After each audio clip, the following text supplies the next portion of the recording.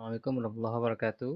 Saudara-saudara sekalian, sekarang kita sampai pada tahap perancangan kuesioner dalam penelitian kuantitatif bidang ilmu humaniora. Kita definisikan dulu kuesioner dan bagaimana formatnya. Kuesioner tersebut berisikan simpulan kerangka penelitian yang akan dibacakan atau akan dibaca dan direspon oleh responden.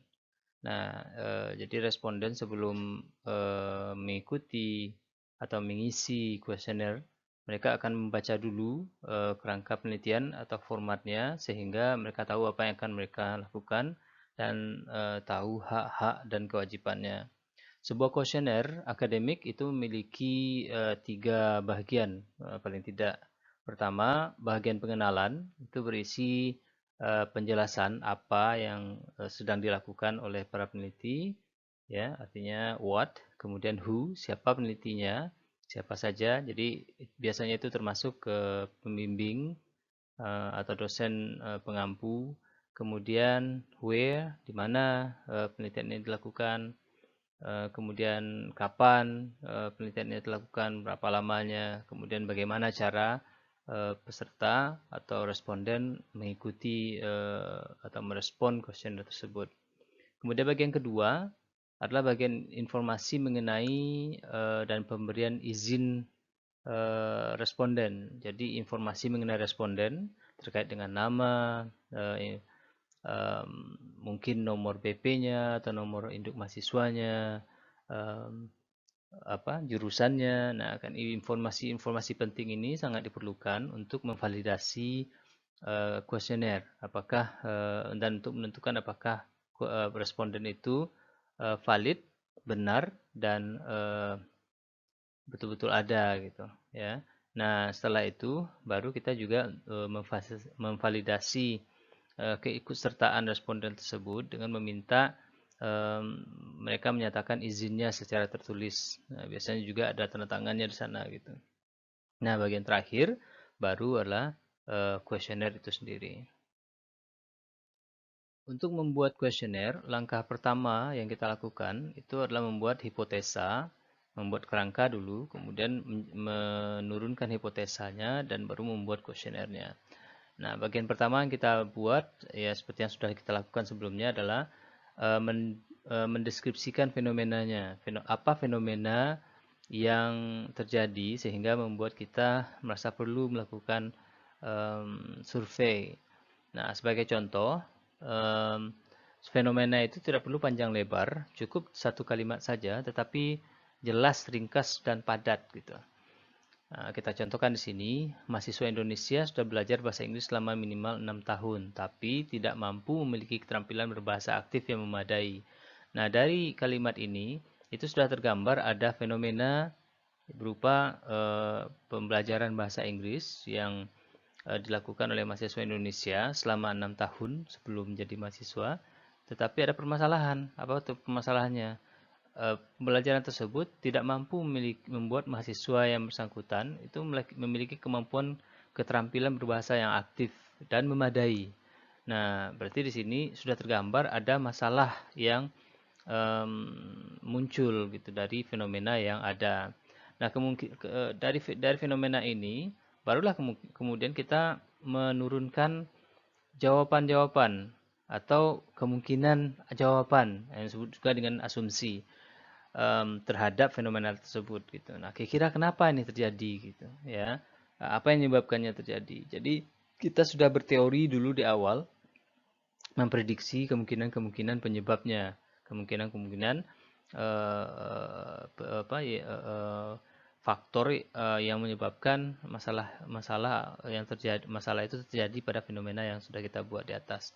Nah, asumsi ini juga sebaiknya dibuat dalam bentuk kalimat. Sebagai contoh, eh, guru yang mengajarkan tidak becus atau tidak hebat dan tidak hebat misalnya.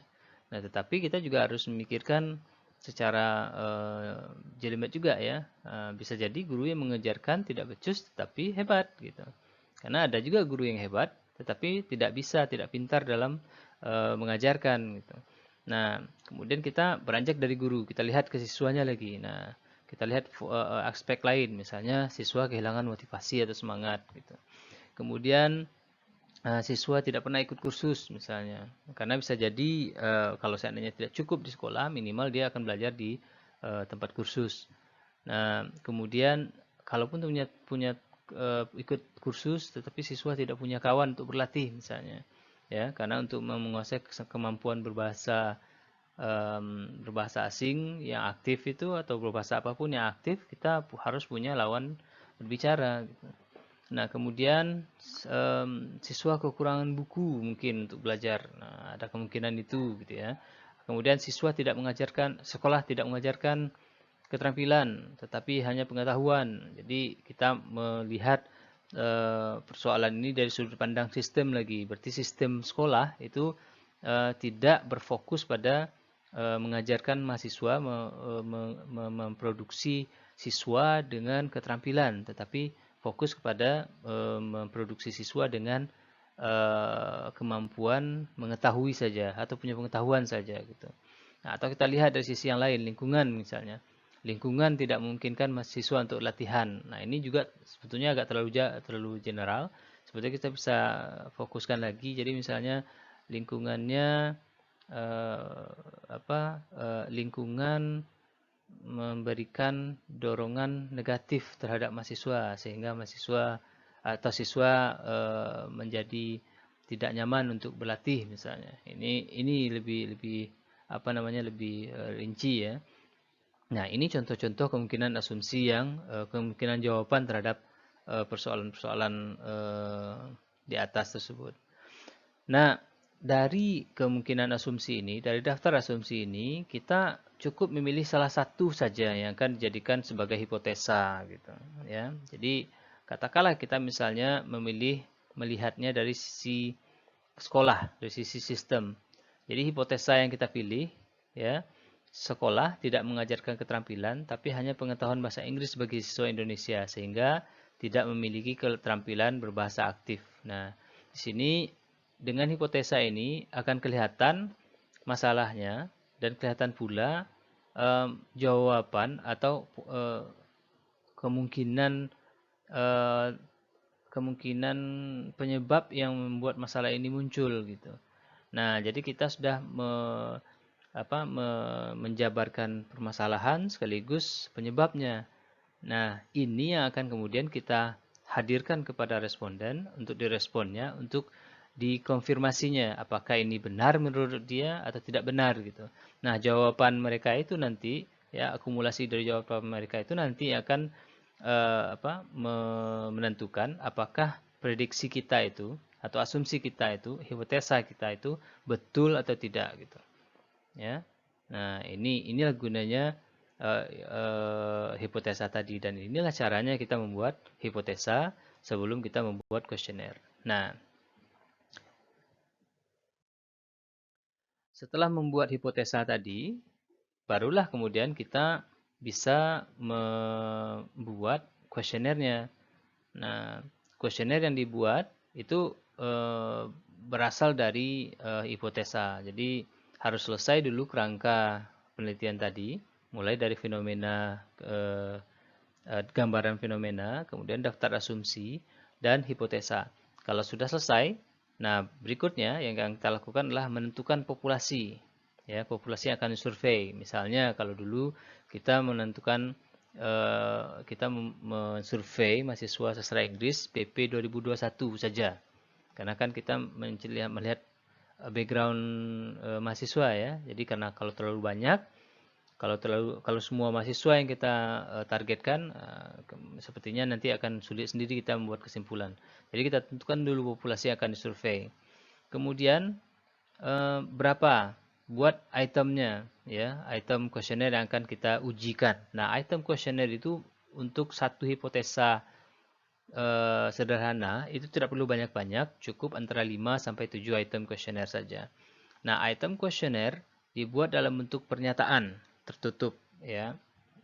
Tujuannya adalah karena kita mengumpulkan data yang sifatnya ordinal atau skala gitu. Jadi kita memakai pernyataan tertutup dan diberi skala yang disebut dengan skala Likert gitu ya. skala Likert itu biasanya kita kita kodekan dalam bentuk angka 1, 2, 3 sampai 5. 1 itu berarti sangat setuju, ya, positif, sangat positif, positif, netral. Kemudian yang keempat, yang kelima negatif dan sangat negatif gitu. Jadi di tengah-tengahnya ada netral. Jadi ada kemungkinan orang ragu menjawab dan tidak memilih untuk tidak menjawab gitu. Nah, pertanyaan atau item kuesioner itu harus berhubungan dan berkaitan dengan hipotesis. Nah, disinilah letaknya kita mesti berkreativitas dalam membuat pernyataan. Pernyataan itu tidak boleh terlalu vulgar atau terlalu nyata, terlalu terlalu literal, terlalu brutal atau terlalu jelas gitu, sehingga orang akhirnya akan tahu apa yang kita cari dari di kuesioner itu. Jadi kita menanyakan persepsi seseorang itu atau mengkonfirmasi hipotesa kita dengan membuat pertanyaan yang mengarah ke situ. Jadi tidak terlalu tidak terlalu literal, tidak terlalu terang yang menunjukkan maksud kita dari kuesioner tersebut gitu. Jadi ini perlu perlu usaha yang kadang-kadang berulang kita lakukan, ya, dalam artinya berulang kita buat, kita perbaiki, kemudian kita perhalus gitu, sehingga jawaban yang kita minta itu diberikan oleh peserta secara jujur, sehingga dia tidak tahu apa yang kita tuju, tetapi dia memberikan pertanyaan sejujurnya sesuai dengan yang dia yakini, tanpa harus memenuhi harapan kita gitu, karena dia tahu. Ada ini disebut juga dengan expectation effect namanya, atau efek ekspektasi. Jadi kalau dalam membuat kuesioner itu, kalau misalnya responden tahu apa yang kita maui dari dari survei itu, maka dia otomatis biasanya akan memberikan itu gitu.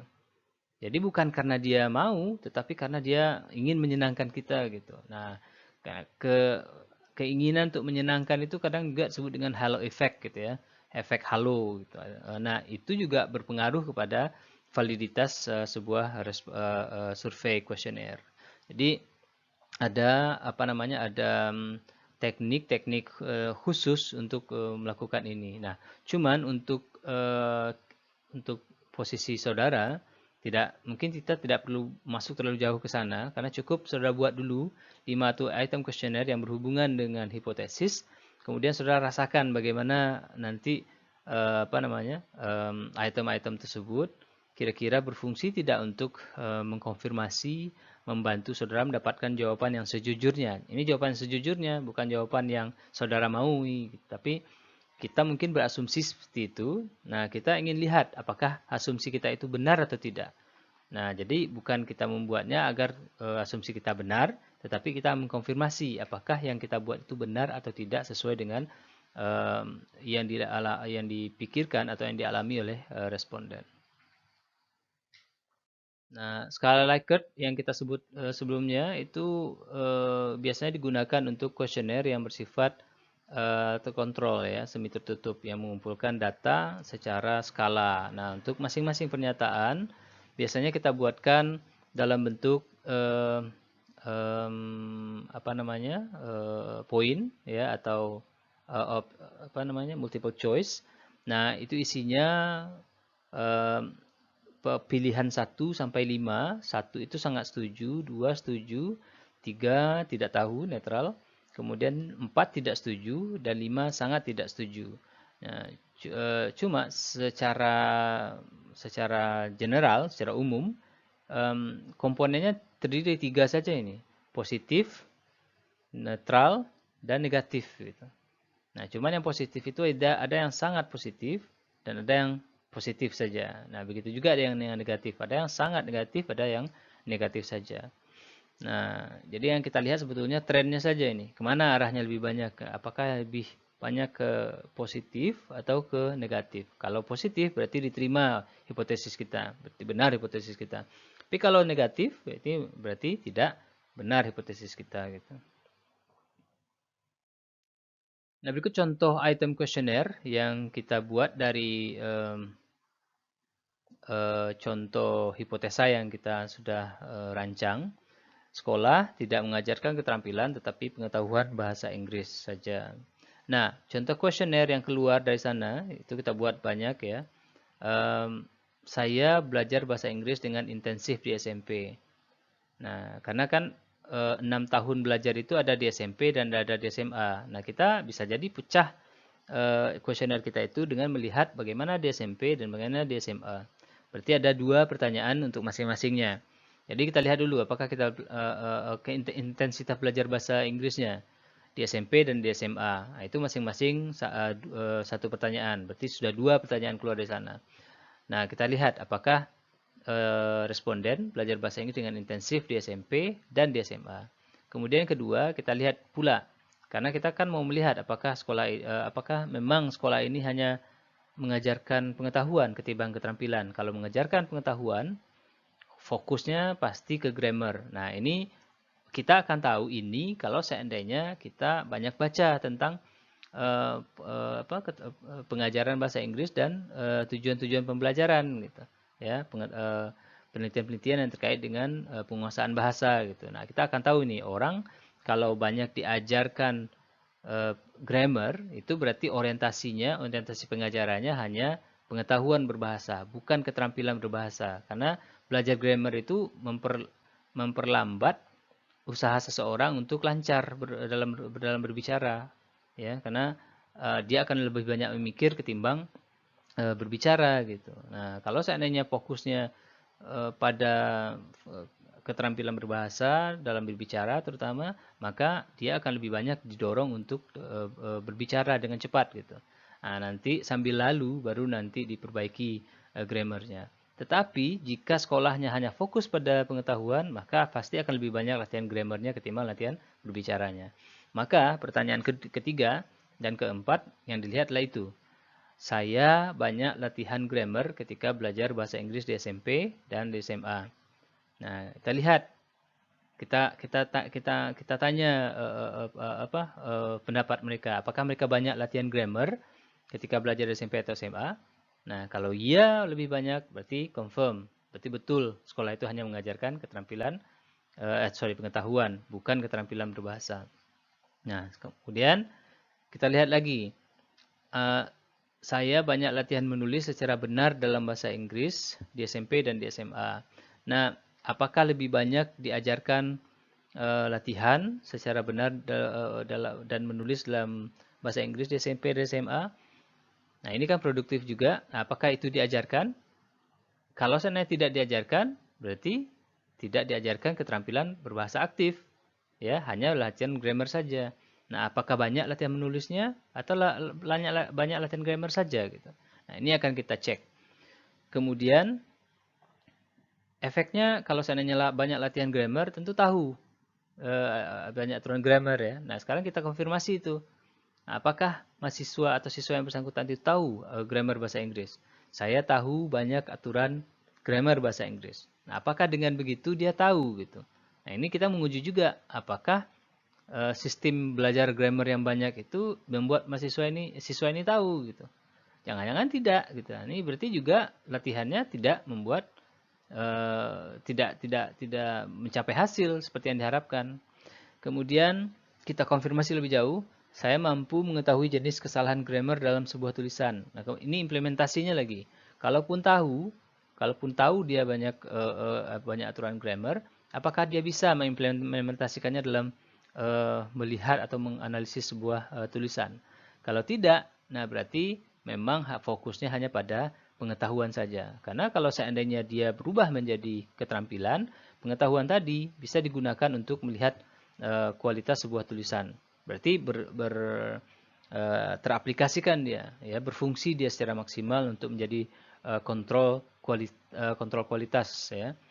Kemudian saya mampu menangkap kesalahan tata bahasa ketika mendengar seorang berbicara. Nah, apakah pengetahuannya tadi itu berfungsi secara praktis ya, sehingga ketika dia orang lain berbicara, dia bisa menangkap, oh kayaknya ini ada yang salah ini. Nah ini kan juga menjadi refleksi ya, menjadi bukti bahwa yang dia ketahui itu tidak hanya statis bersifat pengetahuan, tetapi juga praktis menjadi sebuah keahlian. Berarti dia ahli dalam melihat ke potensi kesalahan dalam berbahasa.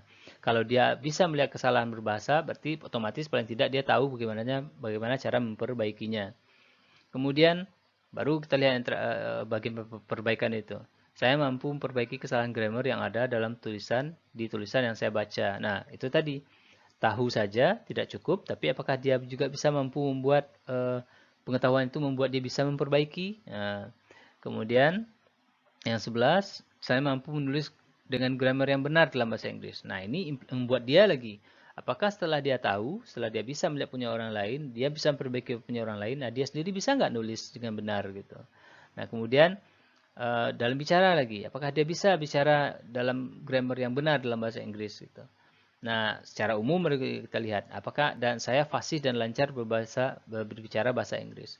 Jadi kita tidak secara lugas mengatakan sekolah saya hanya mengajarkan keterampilan dan pengetahuan bahasa. Nah, ini tidak secara lugas kita berikan gitu. Tetapi kita tes hipotesa tersebut dengan pertanyaan-pertanyaan yang mengacu ke sana.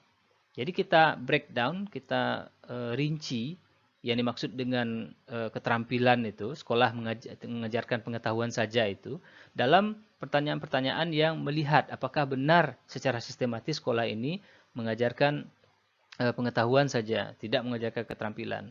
Nah, berdasarkan itulah nanti kita akan menarik kesimpulan bahwa dari bukti-bukti yang ada, bahwa kebanyakan dari bukti ini positif semuanya. Nah, ini menunjukkan bahwa hipotesa kita itu benar, bahwa sekolah selama ini SMP dan SMA itu tidak membuat siswa pandai berbahasa Inggris itu, tetapi hanya membuat siswa paham aturan bahasa Inggris.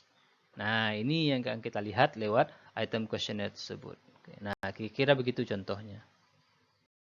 Nah, setelah kita buat item questionnaire untuk dari hipotesa tersebut, barulah kita masukkan ke dalam format lengkap sebuah questionnaire yang akan siap kita uji cobakan atau kita sebarkan ke responden. Nah, format sebuah questionnaire itu punya beberapa bahagian seperti yang kita sudah jelaskan sebelumnya. Ada bahagian A, bahagian penjabaran dan etika penelitian. Nah, ini berisi tentang sinopsis singkat tentang penelitian atau survei. Sinopsis ini sama dengan deskripsi fenomena ya. Dan ya secara umum. Jadi tidak secara detail gitu. Jadi hipotesa yang akan kita tes itu tidak boleh dibuatkan di dalam penjabaran tersebut karena itu artinya sama dengan memberikan inti kuesioner kepada responden gitu ya. Nah, ini akan bisa mengakibatkan survei kuesioner kita itu batal secara prosedural gitu ya. Jadi cukup sinopsis singkat saja tentang penelitian atau survei yang dilakukan. Kemudian penanggung jawab penelitian, who tadi ya, siapa penanggung jawabnya, saudara dan dosen pengampu atau dosen penguji misalnya. Kemudian petunjuk singkat mengenai apa yang akan dilakukan calon peserta kuesioner. Jadi penjelasan tentang apa yang akan mereka kerjakan, seberapa lama dikerjakan dan bagaimana caranya. Jadi singkat saja. Kemudian kerahasiaan identitas calon peserta. Ini perlu dijelaskan ya, bagaimana cara saudara kita merahasiakan identitas calon peserta kuesioner. Kemudian format dan petunjuk pengisian kuesioner gitu. Nah, bagaimana cara mereka mengisi, seberapa lama dan lewat jalur apa. Nah, kemudian di bagian berikutnya itu ada identitas peserta kuesioner. Nah, bagian identitasnya. Kemudian yang ketiga itu pernyataan kesediaan partisipasi peserta atau consent form tadi. Nah, yang keempat baru kuesionernya. Bagian A dari sebuah kuesioner bisa kita contohkan sebagai berikut. Pertama, tentu ada headernya. Ya, ini masih header jurusan sastra Inggris karena kita ambil template dari kuesioner yang kita bagikan kepada mahasiswa dari project yang kita buat di sastra Inggris. Kemudian ada logo universitas, kemudian nama project, judul project gitu. Nah, judul project silahkan nanti saudara ganti sesuai dengan judul penelitian saudara. Kemudian penyebaran dan etika. Nah, ini bagian yang kita sebut tadi. Ada pengantar. Pengantar ini sederhana saja dalam bentuk satu kalimat. Kuesioner ini bertujuan untuk mengetahui pendapat dan sikap Anda mengenai bahasa Inggris dan orang yang mempelajari bahasa Inggris. Jadi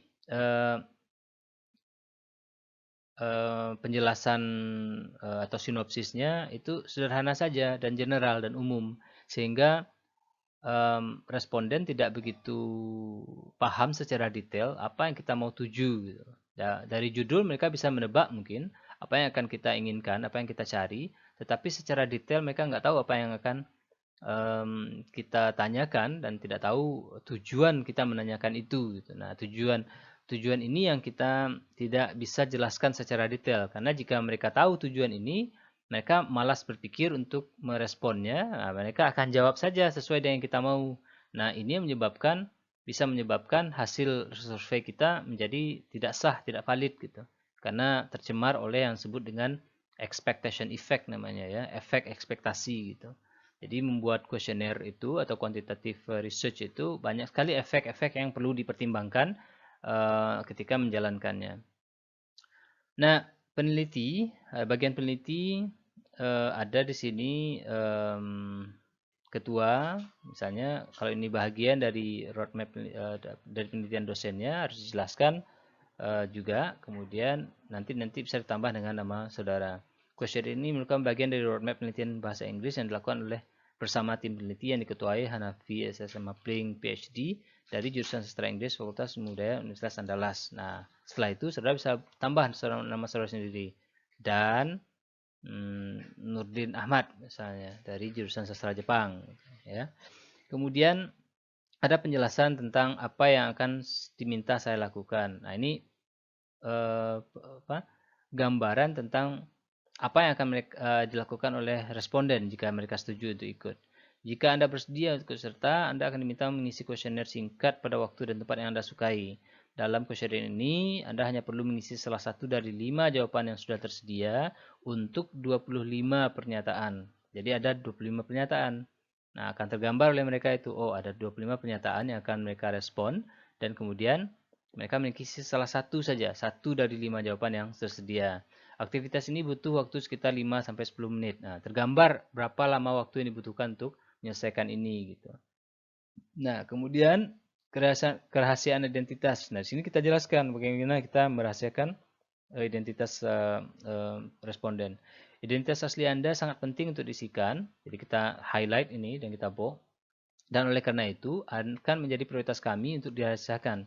Informasi tentang identitas asli Anda hanya dibutuhkan oleh peneliti utama sebagai dasar untuk memvalidasi data.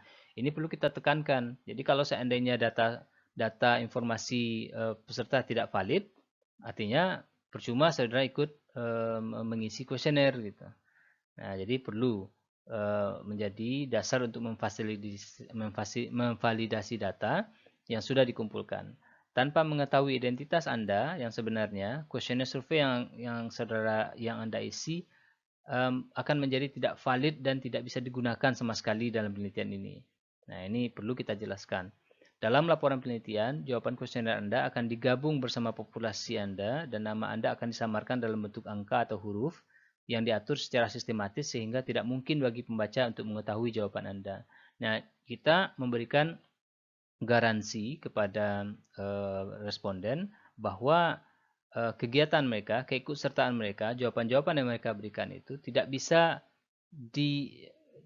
diasosiasikan kepada mereka gitu oleh orang lain gitu. Karena yang tahu jawaban mereka itu hanya peneliti utama, dan jawaban yang mereka buat itu juga disamakan atau dikumpulkan dengan jawaban-jawaban orang lain sehingga tidak jelas ini mana yang menjawab A atau menjawab B gitu.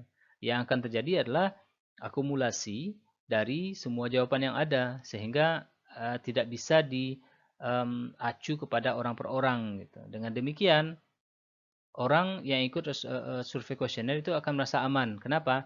Jawaban dia itu tersamar di dalam jawaban komunitas atau populasinya.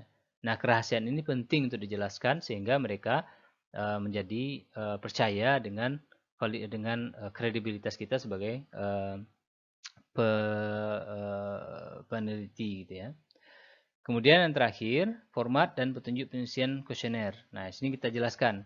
Kuesioner pertama, kuesioner terdiri dari 4 bagian. Bagian pertama berisi penjabaran dan lembar etika penelitian. Bagian ini nih. Kemudian bagian kedua adalah bagian identitas Anda. Sedangkan bagian ketiga merupakan pernyataan kesediaan Anda mengisi kuesioner ini. Kuesioner yang berisi 25 pernyataan yang akan Anda respon berdasarkan pilihan yang telah kami sediakan. Jadi kita jelaskan bagian-bagian di kuesionernya sehingga mereka tahu apa yang akan mereka dapatkan gitu ya. Kemudian untuk setiap pernyataan Anda dipersilahkan memberi tanda silang pada salah satu dari 5 kolom jawaban yang tersedia. Jadi dijelaskan juga cara mereka menjawabnya. Jadi tidak perlu mengisi, misalnya cukup disilang saja gitu ya. Nah, berdasarkan uji coba kami, persiapan pengisian kuesioner ini perkirakan bisa selesaikan dalam waktu 3 sampai 7 menit. Nah, kita tadi kan mengatakan antara 5 sampai 10 ya. Nah, kita tambahkan sedikit waktu supaya dia lebih rasional gitu. Jadi jangan terlalu sempit ya. Nah, uji coba kita menunjukkan bisa selesai dalam waktu 3 sampai 7 menit misalnya ya. Nah, normalnya itu antara 5 sampai 10 menit gitu. Jadi ini masuk akal ya dalam untuk menyelesaikan sebuah kuesioner yang terdiri dari 25 pernyataan. Nah, ini contoh bagian yang A. Bagian B, contohnya yang berisi tentang identitas peserta kuesioner, kira-kira berisi ini ya, nama, jenis kelamin, ya, bisa dicoret yang tidak relevan, kemudian daerah asal, ya, kemudian nomor HP, ya, umur, kemudian fakultas. Karena mungkin tidak, karena kita tidak bisa menanyakan tanggal lahir ya, karena itu sangat sensitif. Nah, cukup kita tanya umur saja. Umur sudah berapa, kemudian fakultasnya, jurusannya, nomor BP-nya. Nah, ini relevan untuk studi yang kita lakukan terkait dengan attitude tadi ya, dengan sikap perilaku berbahasa seseorang. Kemudian karena penelitian kita yang kita lakukan kemarin itu yang terkait dengan perilaku, maka perilaku orang terhadap penutur bahasa Inggris dan bahasa Inggris, maka kita perlu tahu dulu yang bersangkutan itu belajar bahasa Inggris sudah berapa lama. Nah, kita perlu membuat pertanyaan tambahan ya. Sudah berapa lama Anda belajar bahasa Inggris? Kemudian kita ingin lihat efek bisa jadi efek dari bahasa pertamanya. Kadang kita ingin lihat dulu bahasa pertamanya apa gitu. Apakah bahasa Indonesia, kalau bahasa daerah apa namanya, apakah bahasa Inggris bahasa pertamanya, mana tahu ya. Ada siswa itu mahasiswa yang mengisi itu ternyata memang dibesarkan di negara berbahasa Inggris gitu. Malaysia, Singapura misalnya, atau Australia atau Amerika gitu ya, atau Inggris, mana kita tahu ya. Kemudian lainnya, kalau misalnya tidak ada yang cocok, jadi kita tanya background bahasa pertamanya. Kemudian selain itu kita tanya juga bahasa dominan yang digunakan dalam keluarganya. Bahasa apa yang digunakannya gitu. Karena ada orang yang bahasa pertamanya itu bahasa Minang, tetapi di dalam keluarganya dominan digunakan bahasa Indonesia gitu. Nah, ini sebetulnya kan membingungkan itu. Jadi lebih fasih dia mungkin berbahasa Indonesia. Nah, berarti sebetulnya bahasa pertamanya bukan bahasa Minang tetapi bahasa Indonesia, atau keduanya bahasa pertamanya, bahasa Minang dan bahasa Indonesia. Berarti yang bersangkutan adalah bilingual gitu ya. Nah, ini bagian B yang perlu kita buat dan perlu diisi oleh responden. Bagian C, contohnya ini pernyataan kesediaan mengisi kuesioner ya. Di sini ada pernyataan, saya setuju untuk mengisi kuesioner ini. Ada pilihan ini, ya atau tidak. Saya tertarik untuk mengikuti interview lebih jauh mengenai topik ini. Kita tanya apakah yang bersangkutan mau nanti diinterview. Jadi kita ingin menanya lebih lanjut tentang pilihan-pilihan mereka. Gitu. Nah, mereka bisa milih ya atau tidak. Nah, saya ingin menerima salinan ringkas hasil laporan pertemuan proyek ini. Jadi kalau seandainya kita sifatnya terbuka, kita membuka diri bagi responden yang ingin tahu hasil dari dari kuesioner kita ini gitu. Nah, mereka bisa saja nanti dikirimi hasil itu. Jadi nanti dibuat semacam resume tentang hasil penelitian. Nah, nanti bisa dikirimkan gitu. Nah, jika mereka setuju pernyataan tersebut, mereka diminta untuk mengisi alamat emailnya.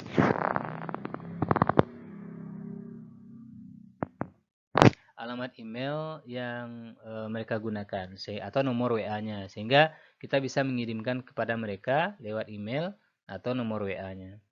Nah, kemudian ada nama peserta dan tanda tangan peserta, kemudian tanggalnya. Nah, ini bahagian terpenting karena bahagian ini menunjukkan bahwa peserta yang ikut itu real, benar, dan ada.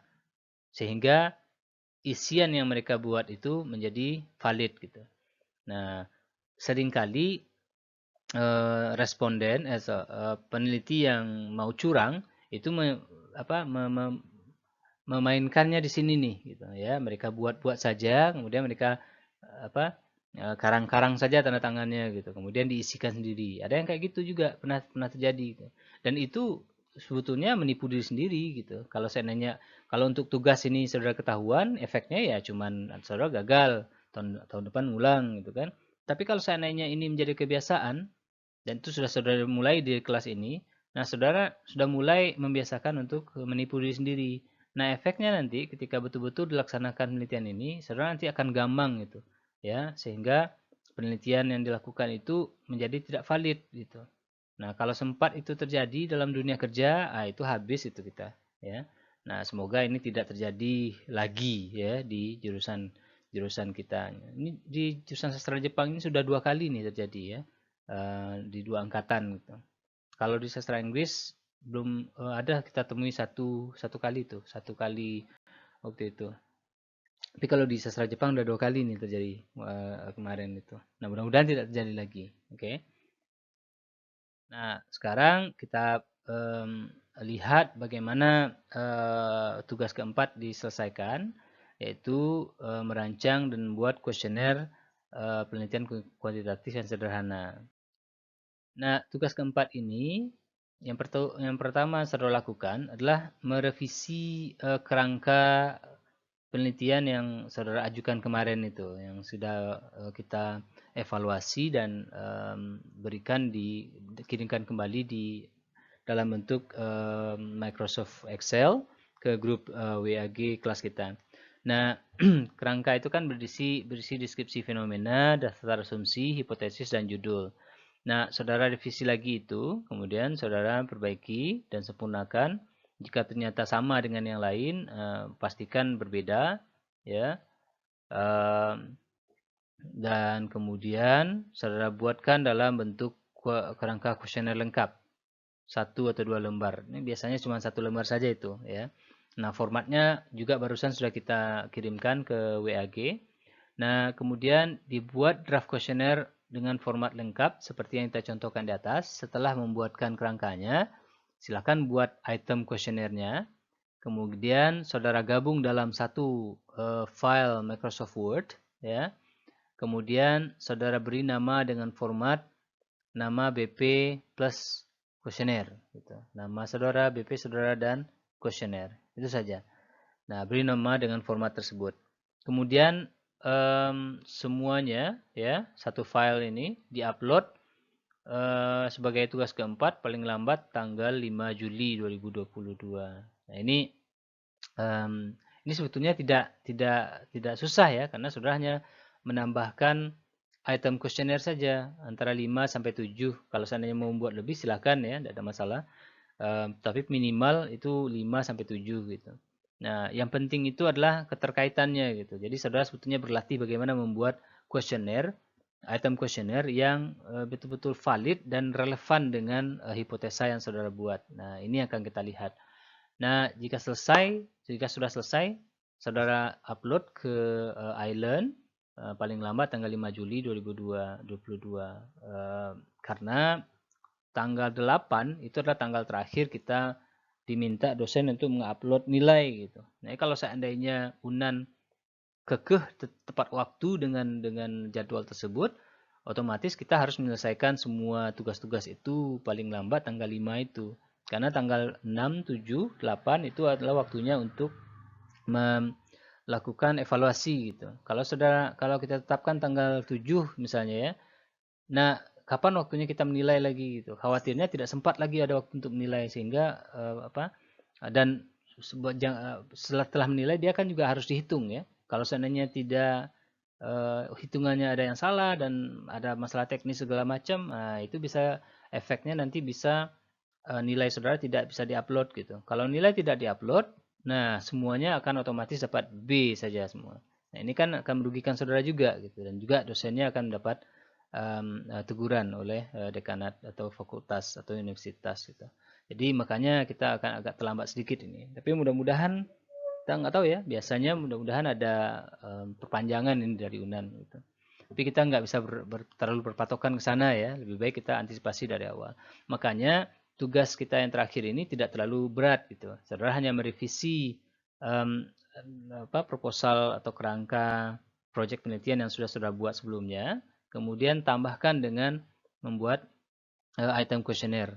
Nah, setelah itu masukkan ke dalam format atau template kuesioner yang sudah kita berikan. Jadi kan gampang. Kemudian revisi, ya sesuaikan template-nya gitu.